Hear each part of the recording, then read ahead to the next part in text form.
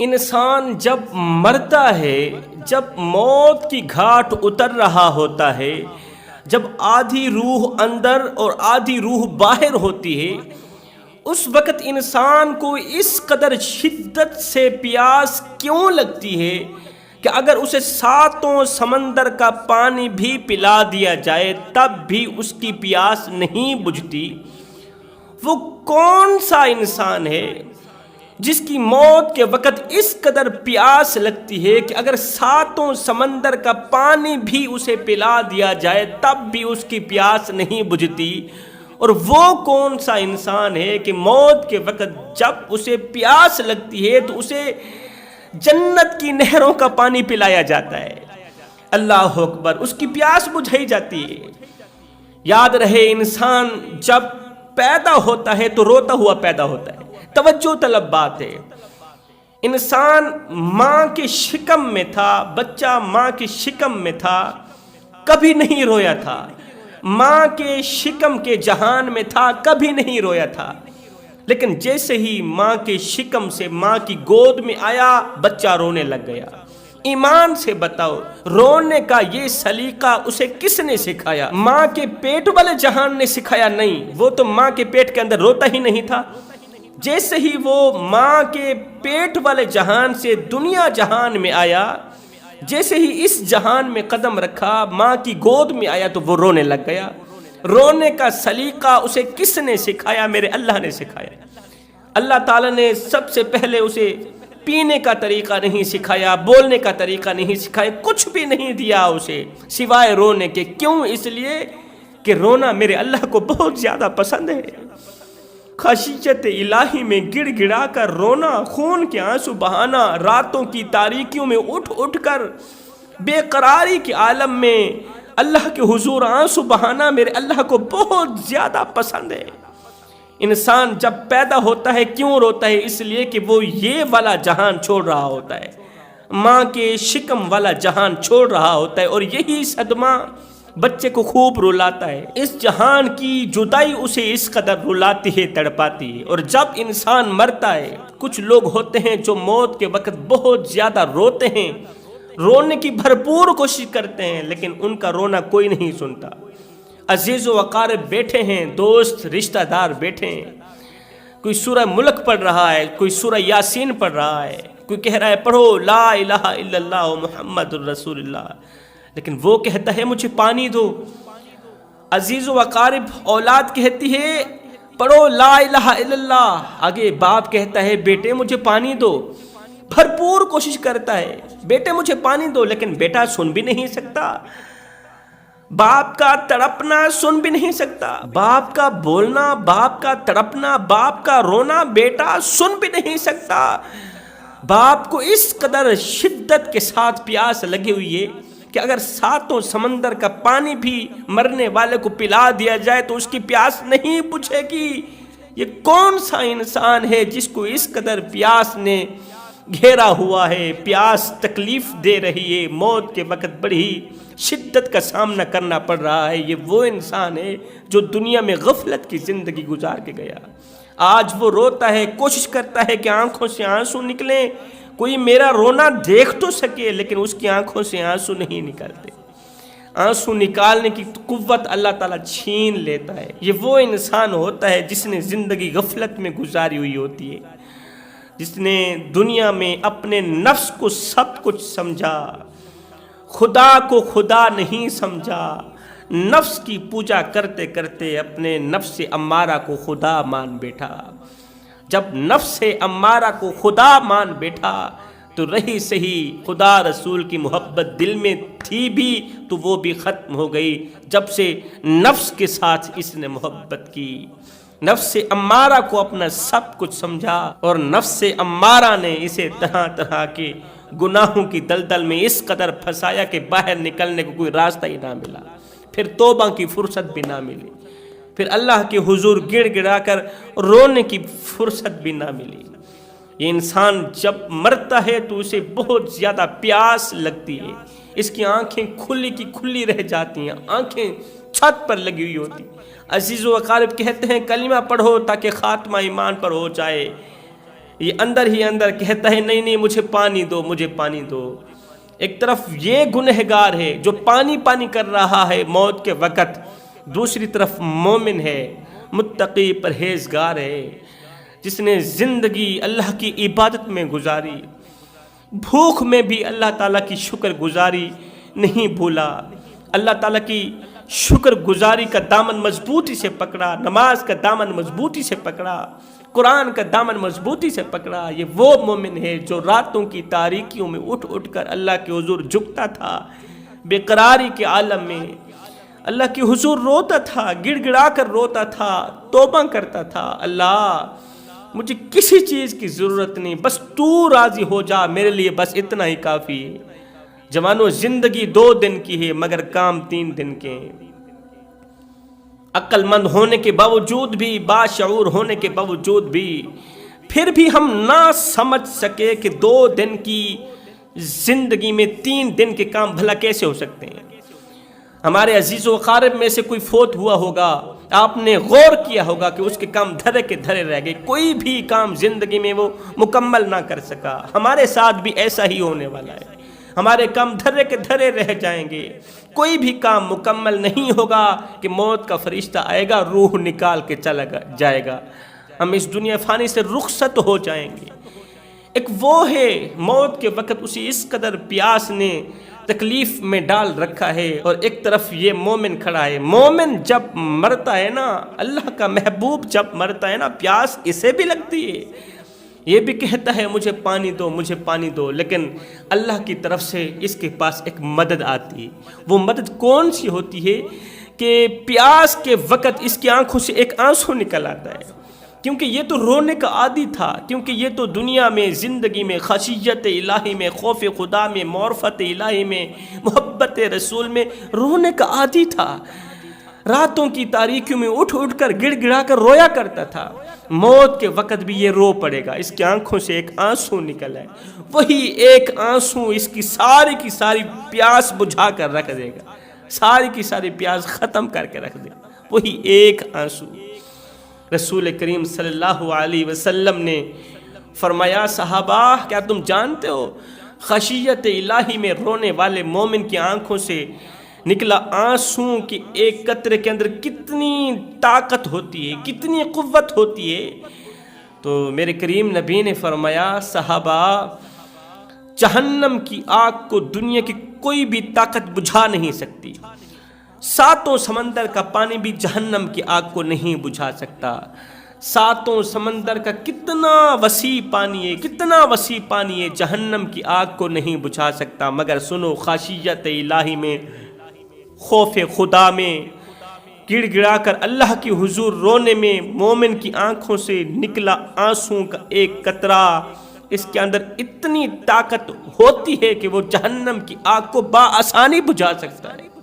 جس طرح آنسو کا ایک قطرہ جہنم کی آگ کو بآسانی بجھا سکتا ہے، اسی طرح یہی آنسو کا ایک قطرہ موت کے وقت مومن کی پیاس کو بھی بجھا سکتا ہے۔ ایک دم مومن کی آنکھوں سے ایک آنسو نکلے گا، وہی آنسو اس کی ساری پیاس بجھا کر رکھ دے گا۔ ہے جس پیاس کو 7 سمندر کا پانی نہ بجھا سکا، ایک قطرہ پیاس بجھانے کا ذریعہ بن گیا ہے۔ اس لیے اپنے اندر عادت ڈالیے توبہ کی، اپنے اندر عادت ڈالیے اللہ کے حضور گڑ گڑا کر رونے کی، اور ساتھ میں سونے کی تختی پہ لکھنے والا ایک جملہ بھی دے کے جاؤں، زندگی میں کوئی ایسی خواہش لے کر مت چلنا کہ مرنے کے بعد تمہیں شرمندگی کا سامنا کرنا پڑے۔ برے صغیر میں ایک شاعر گزرے ہیں، تعلیم یافتہ تھے اور بہت بڑے عالم بھی تھے، ان کا نام تھا اکبر الہ آبادی۔ اکبر صاحب کا ایک بیٹا تھا جس کا نام عشرت تھا۔ عشرت نے بچپن میں ہی اپنے باپ سے خواہش ظاہر کی کہ ابا مجھے ایسی گیند چاہیے جس کے اوپر گھوڑے کا نشان ہو، گھوڑے کا فوٹو ہو۔ باپ نے وہ گیند تلاش کی مگر وہ گیند نہ ملی۔ بیٹا آج چھوٹا کل بڑا، جب تھوڑا بڑا ہوا تو باپ نے عشرت بیٹے کو برطانیہ بھیج دیا اعلیٰ تعلیم حاصل کرنے کے لیے۔ بیٹا برطانیہ چلا گیا، برطانیہ سے کینیڈا چلا گیا۔ جب بیٹے نے جوانی کی دہلیز پر قدم رکھا تو بیٹے نے شادی بھی کر لی. شادی کرنے کے بعد اعلیٰ تعلیم حاصل کرنے کے بعد بیٹا جب وطن آیا تو باپ نے خوب استقبال کیا، اعلیٰ قسم کی دعوت کی، اعلیٰ قسم کے جناب اعلیٰ کھانے بنائے اور عزیز و اقارب کو، دوستوں کو، رشتہ داروں کو، سب کو بلایا. سب کے سامنے باپ نے کہا بیٹے تیرے لیے میں نے ایک چیز محفوظ کر رکھی ہے. جب تو کینیڈا گیا تھا نا تو پیچھے مجھے ایک چیز ملی تھی، تو نے کافی عرصہ پہلے خواہش ظاہر کی تھی، میں نے وہ تیری خواہش پوری کر دی ہے.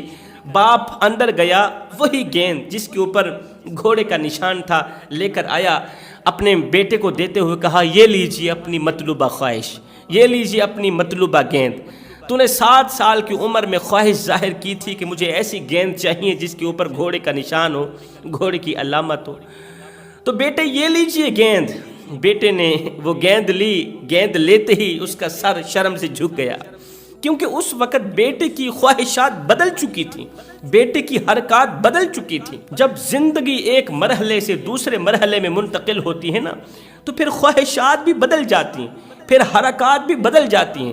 دیکھنے والوں نے کہا دیکھیے جی اکبر صاحب کے کام، یہ بڑھاپے میں ہوتا ہی رہتا ہے، بوڑھے ہو گئے نا، جب عمر 70 ہو جائے تو پھر ذہن 72 پہ چلا جاتا ہے. میرے خیال میں اکبر صاحب کا ذہن 72 پہ ہی چلا گیا. بیٹے نے کہا ابا 4 لوگوں کے سامنے مجھے شرمندہ تو مت کرو، یہ گیند دیتے ہوئے میں بچہ تو نہیں رہا، میں تو بدل چکا ہوں، میں تو جوان ہو گیا ہوں. باپ نے کہا بیٹے میں تمہیں شرمندہ نہیں کر رہا، یہ گیند تیرے ہاتھ میں دے کر میں تمہیں بہت بڑا سبق دینے والا.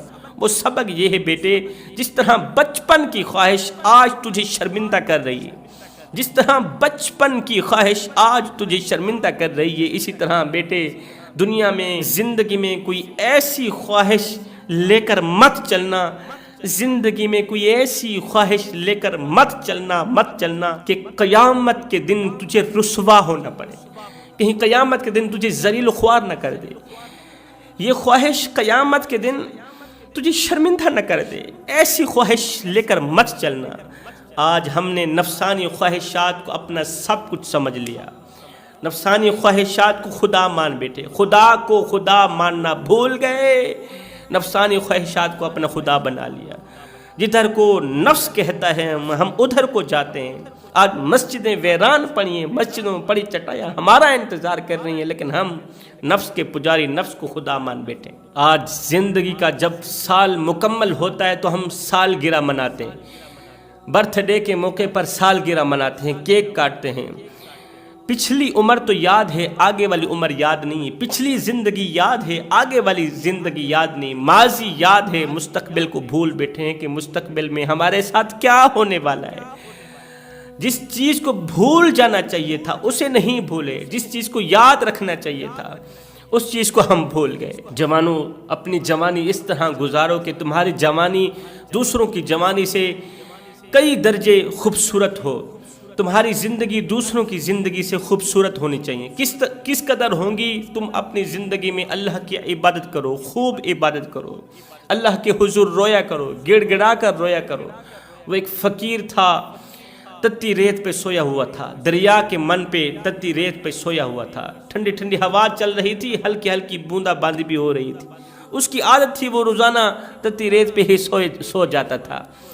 تو ہلکی ہلکی بوندا باندی ہو رہی تھی. اس وقت کا بادشاہ تھا، وہ چہل قدمی کے لیے، گھومنے پھرنے کے لیے دریا کے من سے گزرنا تو بادشاہ کی نظر فقیر پر پڑی. بادشاہ نے دیکھا، بادشاہ نے فقیر کو دیکھا، فقیر نے بادشاہ کو دیکھا، لیکن فقیر اپنی حالت میں ہی پڑا رہا، فقیر لیٹا ہی رہا، فقیر کو جنبش ہی نہ ہوئی. آخر بادشاہ نے پوچھ ہی لیا فقیر میاں کیا حال ہے؟ کہا کوئی حال نہیں، اللہ کی نعمتیں کھا کھا کر دانت ٹوٹ گئے ہیں، زبان اس کی ناشکری سے پھر بھی بات نہیں آ رہی.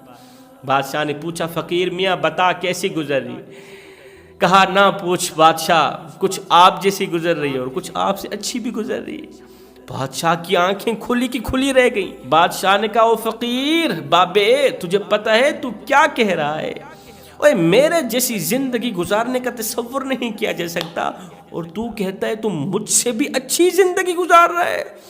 میرے جیسی زندگی گزارنے کا گمان نہیں کیا جا سکتا، اور تو مجھ سے بھی اعلیٰ قسم کی زندگی گزار رہے، وہ کس طرح؟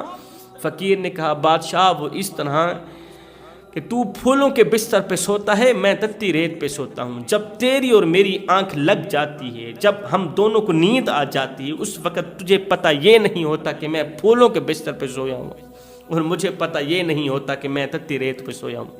اور ہاں بادشاہ، جب رات کا دوسرا پہر آتا ہے، جب تہجد کا وقت آتا ہے نا، اس وقت میں بستر سے اٹھتا ہوں، وضو کرتا ہوں، اللہ کی حضور جھکنے کے لیے، نماز تہجد پڑھنے کے لیے میں مصلی بچھا لیتا ہوں، میں رات کے دوسرے پہر سجدے میں ہوتا ہوں، اور تو پھولوں کی سیٹ پہ لیٹا ہی رہتا ہے، سویا ہی رہتا ہے۔ بادشاہ اس وقت میری زندگی تیری زندگی سے کہیں زیادہ اچھی گزر رہی ہوتی ہے، تو کوشش کیا کرو تمہاری زندگی دوسروں کی زندگی سے کافی حد تک اچھی ہونی چاہیے، خوبصورت ہونی چاہیے۔ دنیا میں بڑے بڑے بادشاہ گزرے ہیں، فرعون بہت بڑا بادشاہ تھا، بہت بڑا طاقتور تھا، اتنا بڑا طاقتور تھا کہ خود کو خدا مان بیٹھا، لوگ اسے سجدے کرتے تھے، لوگ اسے خدا مانتے تھے، لیکن جب فرعون مرا تھا، نہ زمین روئی اور نہ ہی آسمان رویا، نہ چرند روئے، نہ پرند روئے، نہ حیوان روئے، نہ انسان روئے،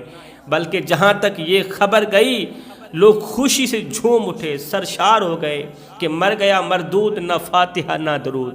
جب کوئی منحوس مرتا ہے نا تو چرند پرند خوشی ہوتے ہیں، جب کوئی برا انسان مرتا ہے نا تو چرند پرند انسان حیوان خوش ہی ہوتے ہیں۔ اور سنو، جب کوئی مومن انسان مرتا ہے، اللہ اکبر، جب متقی پرہیزگار مرتا ہے، زمین بھی روتی ہے، آسمان بھی روتا ہے، چرند بھی روتے ہیں، پرند بھی روتے ہیں، چرند پرند انسان حیوان زمین و آسمان تمام فرشتے اس مومن متقی کی بخشش کے لیے دعائیں کرتے ہیں، اس کے درجات کی بلندی کے لیے دعائیں کرتے ہیں۔ اس لیے میں کہتا ہوں اچھا بن کر مرنا، برا بن کر نہ مرنا، مظلوم بن کر مرنا، ظالم بن کر نہ مرنا۔ اگر ظالم بن کر مرو گے تو قیامت کے دن حجاج بن یوسف کے ساتھ اٹھائے جاؤ گے، یزید کے ساتھ اٹھائے جاؤ گے۔